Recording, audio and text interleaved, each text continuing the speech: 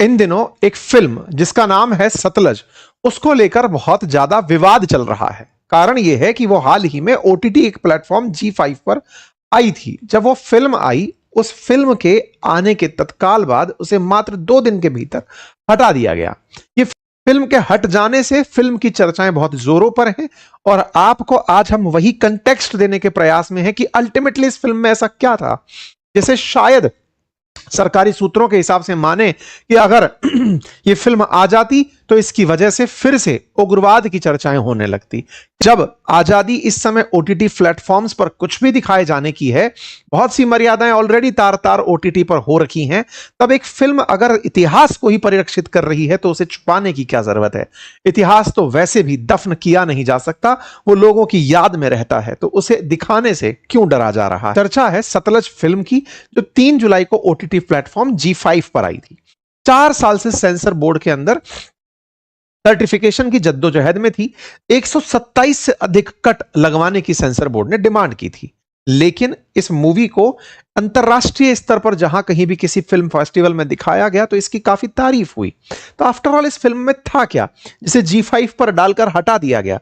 हटाने के बाद ये ज्यादा सुर्खियों में निकल कर आई। तो चर्चा होती है इस फिल्म के बारे में और पता चलता है कि ये 1980 से 90 के दशक में जो पंजाब था, उस पंजाब के अंदर जिस प्रकार से कथित लोग लापता हुए, अवैध हिरासतें हुई, न्यायोत्तर हत्याएं और गुप्त दाह संस्कार जो हुए, उन विषयों पर केंद्रित फिल्म थी। इस फिल्म के अंदर पंजाब के अंदर लापता हुए हजारों लोगों की बात है, जो कि एक मानवाधिकार कार्यकर्ता पर केंद्रित है, जसवंत सिंह खालड़ा, जो इस पूरे मतलब इस फिल्म के अंदर दिलजीत दोसांझ जिसकी भूमिका में है, वो एक मानवाधिकार कार्यकर्ता हैं, जसवंत सिंह खालड़ा, उनका अभिनय कर रहे हैं। इसको आगे लेकर चलें उससे पहले मैं हल्का सा आपको ऐतिहासिक कंटेक्स्ट दे देता हूं। असल में 1981 से लेकर 1995 के बीच में पंजाब में बहुत आतंकवाद रहा है, उग्रवाद चरम पर रहा है। और चरम की अगर बात कही जाए तो ये 95 तक जब रहा, 91 से या 87 से 95 का दौर काफी मतलब ऐसा दौर माना जाता है जिस समय पंजाब के अंदर बहुत सारी आतंकवादी घटनाएं हुई। इसी के चलते पंजाब के सीएम बेअंत सिंह की हत्या हुई थी। इसी बीच में एक आईपीएस अधिकारी डीजीपी रहे केपीएस गिल, कहा जाता है उन्होंने पंजाब से आतंकवाद को खत्म कर दिया। ये पूरी जो घटना है ना, इसमें एक मानवाधिकार कार्यकर्ता है जसवंत सिंह खालड़ा, जो अपनी जांच में ये पाते हैं कि जो आंकड़े हैं कि भाई लोग मर रहे हैं, पुलिस उन्हें मार दे रही है, उन आंकड़ों को लेकर के पब्लिक के बीच में जानकारी नहीं है। जब पूछा जाता है पुलिस से तो कह दिया गया कि पंजाब से लोग कनाडा चले गए, लेकिन जब शमशान घाट, दाह केंद्र, इन जगहों पर जाकर के लोगों के आंकड़े चेक किए गए तो ऐसी नंबर निकल कर आए। जसवंत सिंह खालड़ा का मानना था कि लगभग 1984 से 94 के बीच में 25,000 से ज्यादा लोगों को मारा गया।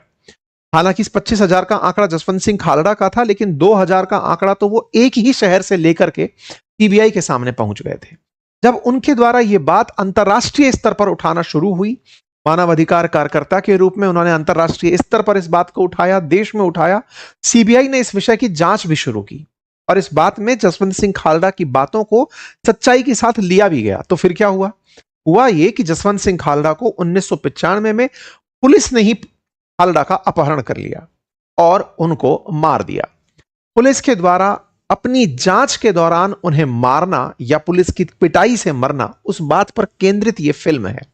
यानी कि जसवंत सिंह खालड़ा का यह पता लगाना कि पुलिस ही लोगों को मार रही है। दूसरा, उनकी जांच के दौरान जब पुलिस मतलब इनका अपहरण करके ले जाती है और इन्हें मार देती है। ये 2 विषयों पर यह फिल्म केंद्रित है। मतलब इन्होंने अपने कार्यकाल में पंजाब के अंदर मतलब लोग जो गायब हो रहे थे उनके ऊपर यह पूरी रिसर्च इनकी थी मानवाधिकार कार्यकर्ता के रूप में। तो जो दिलजीत दोसांझ हैं वो इन्हीं का रोल निभा रहे हैं। इनकी हत्या हो गई। जिन पुलिस वालों ने हत्या की उनको सीबीआई ने उस केस को पूरी तरह लिया। अदालत के फैसले आए, उनमें से कई पुलिस अधिकारियों को तमाम प्रकार की सजाएं हुई। अपहरण और हत्या का मुकदमा चला और पंजाब हरियाणा की उच्च न्यायालय ने सजा को बरकरार रखते हुए अधिकतम दोषियों को उम्र कैद की सजा सुनाई। और सर्वोच्च न्यायालय ने भी जिन पुलिस वालों ने इस कृत्य को किया उन्हें भी मतलब वही सेम सजा उन्होंने भी आगे तक जारी रखी। तो कुल मिलाकर के इस फिल्म के अंदर दो तरह की चीजें दिखाई गई कि साहब 25,000 अवैध कत्ल, किडनैप के बाद मर्डर, ये सब कैसे हुए और राज्य इस तरह की हरकतें कैसे कर रहा था, यह बात दिखाने का इस फिल्म के अंदर प्रयास हुआ है। जब यह बात प्रयास हुआ तो इस फिल्म को आने से रोक दिया गया। अब इसमें ऐसा क्या हो सकता था? तो हो सकता था कि 1980 से 95 के बीच का जो दौर था, जिसमें 1984 के अंदर हुआ ऑपरेशन ब्लू स्टार भी शामिल है, जिसके अंदर अमृतसर के स्वर्ण मंदिर के अंदर फोर्सेस ने घुस करके खालिस्तान के जो समर्थक थे या खालिस्तान को चाहने वाले जो आतंकवादी थे उन्हें मार गिराया था। भिंडरेवाला के बारे में आपने सुना हो। तो असल में इस पूरी कहानी के अंदर उस पूरे दौर को संभवतया दिखाया गया हो या उसकी चर्चा हो, जिससे खालिस्तान आंदोलन फिर से भड़क जाए, ऐसा सरकार को लगता है। यह सरकारी सूत्रों के हवाले से जो मीडिया में चल रही बात है वो ये कि इस फिल्म ने उस दौर की घटना को, जो आतंकवाद रहा पंजाब के अंदर, उसको हाईलाइट किया है। अब पंजाब आतंक से फ्री है, लेकिन खालिस्तान की मांग दुनिया के कई कोनों में खालिस्तान समर्थक उठाए चल रहे हैं। लेकिन अगर इस बात को यहां पर फिर से हाईलाइट किया जाए तो लोगों को फिर से पुराने दौर में धकेला जा सकता है। इस बात को ध्यान में रखते हुए इसको रोक दिया गया। ये मीडिया के अंदर खबरें सरकारी सूत्रों के हवाले से वाली चल रही हैं। खैर, तो फिलहाल के लिए इनके बारे में हम बात कर लेते हैं। आप सरकारी बैंक में काम करने वाले व्यक्ति थे, सहकारी बैंक में काम करने वाले व्यक्ति थे, और इन्होंने लोगों के दस्तावेज इकट्ठे करने शुरू किए और इस मामले को इंटरनेशनल लेवल तक पहुंचाया। एनएचआरसी के पास गए, सीबीआई के पास गए, कोर्ट तक भी यह मामला लेकर के पहुंचे। सीबीआई ने खुद 2097 में मौतों की पुष्टि की कि हां, अवैध अंतिम संस्कार हुए हैं। ये इन्होंने अपनी तरफ से बातें रखी। इनकी जब बातें हुई, यानी कि जब इनकी बातें पब्लिक होने लगी, तब इसके बाद में 6 सितंबर 1995 को इनको इनके अमृतसर वाले घर के बाहर से पुलिस वाले उठाकर ले गए और जबरन उठाकर ले गए और इन्हें मार दिया। इसके बाद ही यह केस सीबीआई ने अपने हाथ में लिया और 9 पुलिस अधिकारियों के खिलाफ हत्या और अपहरण का केस चलाया गया। सुप्रीम कोर्ट ने पुलिस अत्याचार कानून पर हमला है यह अपने आप में कहते हुए सारे की सारे अपराधियों को सजा की जो भी सजा थी वो सजा सुनाई और सुप्रीम कोर्ट ने उस फैसले को बाद तक जारी रखा। हालांकि इस समय के डीजीपी केपीएस गिल का भी एक आरोपी के द्वारा नाम लिया गया, लेकिन बाद में उन्हें इस पूरे मामले से अलग रखा गया। केपीएस गिल का नाम फाइनली इसमें नहीं आया। दिलजीत दोसांझ 2022 में इस फिल्म को बनाने के लिए तैयार हुए, जब फिल्म के निर्देशक हनी त्रेहान ने उनके सामने कोविड के टाइम पर इस कहानी को रखा था। हनी त्रेहान का खुद का मानना है कि उन्होंने पंजाब के बारे में पढ़ा था और उन्हें जब यह जानकारी पता चली तो दिलजीत दोसांझ उन्हें एक कलाकार के रूप में उपयुक्त लगे और उन्होंने उनके सामने इस फिल्म को बनाने का प्रस्ताव रखा। दिलजीत दोसांझ ने इस स्क्रिप्ट पर काम किया, फिल्म बनाई गई और फिल्म बना करके इस फिल्म का जब निर्माण पूरा हुआ तब जाकर के इस फिल्म को पब्लिक में लाने का प्रयास किया गया। पहले इसका घालू घारा नाम रखा गया था और घालू घारा का मतलब नरसंहार होता है, लेकिन इस फिल्म का नाम बाद में बदल दिया गया। क्योंकि 95 की घटना पर केंद्रित है तो फिर इसका नाम बदल करके 95 भी रखा गया, लेकिन फिर बाद में उसे भी बदल दिया गया।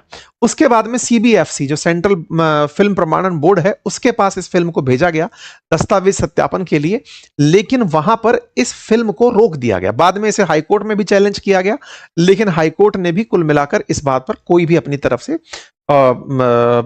राहत नहीं दी। इसके बाद जसवंत सिंह खालरा बायोपिक के अंदर जो सीबीएफसी को लेकर कट की बात थी वो तमाम अदालती पहलुओं से गुजरते गुजरते पता चला कि इस फिल्म को थिएटर में तो नहीं रिलीज किया जा सकता। तो घल्लू घारा से लेकर पंजाब 95 तक की पूरी कहानी चल रही थी। इस बीच में इस फिल्म को 2023 के अंदर टोरंटो इंटरनेशनल फिल्म फेस्टिवल के अंदर पब्लिक किया गया, लेकिन बाद में फिर सरकारी प्रतिक्रियाओं के चलते बाकी इंटरनेशनल फिल्म फेस्टिवल से भी इसको हटा दिया गया। कुल मिलाकर के ये फिल्म अब जाकर के सतलज नाम से ओटीटी प्लेटफॉर्म G5 पर रिलीज कर दी गई।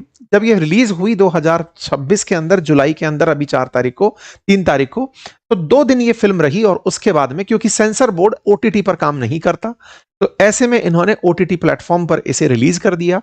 जब ये प्लेटफॉर्म पर रिलीज हुई तो लोगों ने इसे देखा, इसके बारे में चर्चाएं हुई, सतलज के नाम से फिल्म आ गई है, लेकिन तत्काल प्रभाव से 2 दिन बाद इस फिल्म को वहां से हटा दिया गया।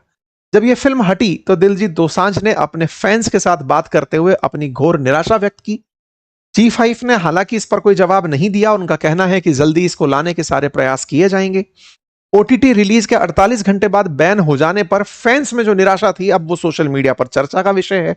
यह वो कारण है जिसके चलते यह फिल्म का और पूरी कहानी का मसला हमने आपके सामने रख दिया है।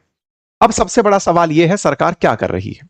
तो सरकार ने इस फिल्म को फिर से एक बार रिव्यू करने का फैसला किया है। अपने स्तर पर, कमेटी स्तर पर इसकी जांच की जा रही है। देखना होगा कि इसके आगे अब क्या होता है। ठीक है साहब, ये तो हो गया आपकी फिल्म और फिल्म के साथ में जुड़ा हुआ सारा मामला। अब सवाल आता है आज की राजनीति का, कि आज की राजनीति कहां चल रही है, इसे लेकर के क्या बातें हो रही हैं। तो तमाम जो कलाकार हैं, कॉमेडियन हैं, चाहे फिर वो एक सिंगर हैं, एक्टर हैं, इवन अकाली दल भी इस मामले पर इस तरह के सवाल उठाता पाया गया है कि क्यों इस फिल्म को दिखाने से रोका जा रहा है। उस समय पंजाब के अंदर कांग्रेस सरकार थी, तो क्यों कांग्रेस के द्वारा किए गए कृत्य को दिखाने से रोका जा रहा है। यही बात आम आदमी पार्टी के सांसद भी बोल रहे हैं।